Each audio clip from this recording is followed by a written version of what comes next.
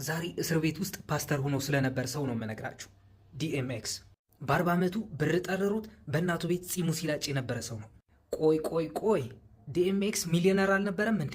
ሚሊዮነርማ ነበረ፣ ግን 2.3 ሚሊዮን የአሜሪካን ዶላር ለመንግስት ያልከፈለው ዕዳ ነበረበት። ምክንያቱም ዲኤምኤክስ ችግር ነበረበት። ለዚህ ሁሉ ችግሩ ተጠያቂ ግን ሬዲ ሮዋን የሚባል የልጅነት ጓደኛው ነበረ።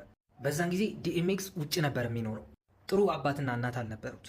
ግን ሮዋን ብላንት በለኮሰበት ሰዓት ትፈልጋለህ ይለዋል ለዲኤምኤክስ። ኤክስን በዛን ሰዓት ተቀብሎ ያጨሳል። ግን ችግሩ በሚያጨሱት ውስጥ ያለ ነገር ነው። ለካ ሮዋን ዊድ ውስጥ ሲጠቀልል ክራክ ጨምሮበት ነበር። ኤክስም እሷን ሮል ከጨሰ በኋላ ነበረ አጋንንት መጥቶ ክምር አሉብኝ ያለው። ከዛ ጊዜ በኋላ ነበረ ለ35 ተከታታይ ዓመታት የክራክ ኮኬን ሱሰኛ የሆነው። ሐሺሽና ሲጋራ አጠጡ። ዲኤምኤክስ እንዴት ነው ዲስከቨር የተደረገው? በ91 አካባቢ ከራፍ ሃውስ ሪከርድስ የተባለ ሪከርዲንግ ሌቨል ጋር የተወሰኑ ሙዚቃዎች ይለቃል። ከእነሱም ዘፈኖች አንድ ቦርን ሉዘር የሚል ዘፈኑ ነበረ። ግን ሌሎች ትላልቅ ሪከርዲንግ ሌቨሎች ሊተማመኑበት አልቻሉ። እናም ከራፍ ሃውስ ጋር ሆኖ የለቀቀው ሙዚቃውንም ሸልቭ ይደረጋል፣ ማለትም ሳይሰማለት ይቀራል። በ90ዎቹ አጋማሽም ፓፍዳዲ ማለትም ፒዲዲ ይሄ ባድቦይ የሚባለው ሪከርዲንግ ሌቨል ዴቨሎፕ እያደረገ ነበረ። እናም ባድቦይ ሪከርድስ ጋር ሂዶ ኦዲሽን ያደርጋል ዲኤምኤክስ። ዲዲም ድምፅ አልተመቸኝም፣ ሸካራ ድምፅ ነው ያለ ውጣልኝ ይለዋል። ዲኤምኤክስም አይጋ ደስ ምናምን ነገር ብሎ ይወጣል። ግን በሌሎች ሪከርዲንግ ሌቨሎች ዲስከቨር ይደረጋል። ራፍ ራይደርስ በሚባሉ ሪከርዲንግ ሌቨሎች። ራፍ ራይደርስ የጀመሩት እነዚህ ሁለት ወንድማማቾች ከእህታቸው ጋር ሆነው ነበረ። ዋዲ ዲ እና ሺቮን ይባሉ ነበር። ራፍ ራይደሮች መጀመሪያ ላይ ሲጀምሩ አዘ ማኔጅመንት ካምፓኒ ነበር ሆኖ የጀመሩት። እናም ኤክስ ራፕ ሲያደርግ በሰሙበት ሰዓት ነበረ ኤክስን ማስፈረም አለብን ብለው ያሰቡት። ራፍ ራይደሮች ባይዘው የስዊዝ ቢትስ አጎቶቹ ናቸው። ስዊዝ ቢትስ ማለት ባይዘው የአሊሻ ኪስ ባለቤት ማለት ነው። የዲኤምኤክስ ራፍ ራይደርስ አንተም የሚለው ዘፈኑ ቢቱ የሰራው ስዊዝ ቢትስ ነበር። በዛን ሰዓት 17 ዓመቱ ነበረ ስዊዝ ቢትስ። ስታፕ ድራፕ ሻትም ዳውን ኦፕን አፕ ሻፕ ምናምን የሚለው ዘፈን ማለት ነው። እናም ይቺ ዘፈን ከተለቀቀች በኋላ ዴፍ ጃሞች ይሰሟታል።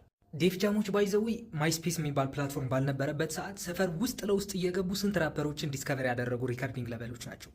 እናም ወደ ዴፍ ጃም ስቱዲዮ ተጠርቶ ይሄዳል ዲኤምኤክስ። ግን ከራፍ ራይደሮች ጋር አብሮ ነበር ሄደው። በዛን ሰዓት ዲኤምኤክስ ከሰው ጋር ተጣልቶ አገጩ ተሰብሮ ነበር። እናም ብሬስ ታስሮለት ነበር አገጩ። አፉ መክፈት አይችልም ነበር። እናም እንደዛ አፉ ጥብቅ እንዳለ ራፕ ማድረግ ይጀምራል። ኢቭን እንደዛ አፉ ገጥሞ ራፕ ሲያደርግ እንኳን ዴፍ ጃሞች በጣም ነበር የመሰጣቸው። ወረቀቱን ኮንትራቱን አምጣ አስፈርሙት ይሄ ልጅ ተባለ። ወዲያውን በዛ በሄደበት ቀን ፈርሞ ይወጣል። ከዴፍ ጃም ጋር በፈረመበት ሰዓት ራፍ ራይደርስ ምን ሆኑ ካላችሁኝ፣ ራፍ ራይደርስ የሙዚቃውን አከፋፋዮች ሆነው አክት ማድረግ ጀመሩ። ዲኤምኤክስ የሚያሳትማቸውን ሙዚቃዎች የሚያከፋፍሉት ራፍ ራይደርስ ሆኑ።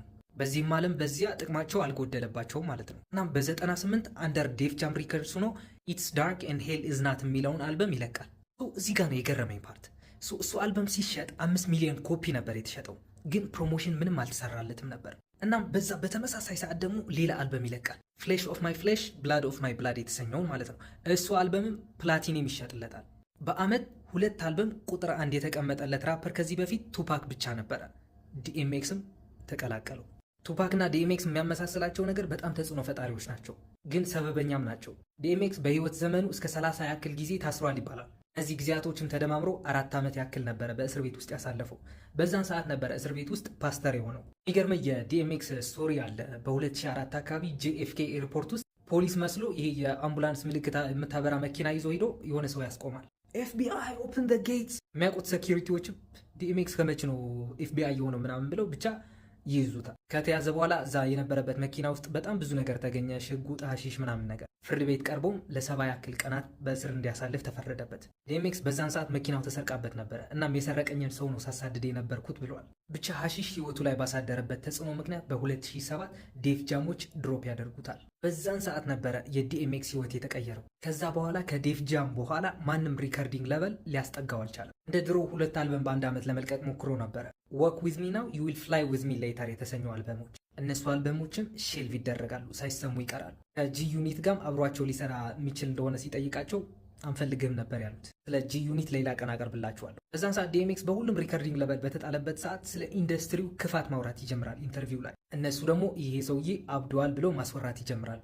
በ2010ም ለ11 ዓመታት ያክል አብሯት የነበረው ሚስቱ ጥላው ትሄዳለች። ግን ችግሩ ከዲኤምኤክስ ነበር። ሚስቱ ታሼራ ትባላለች።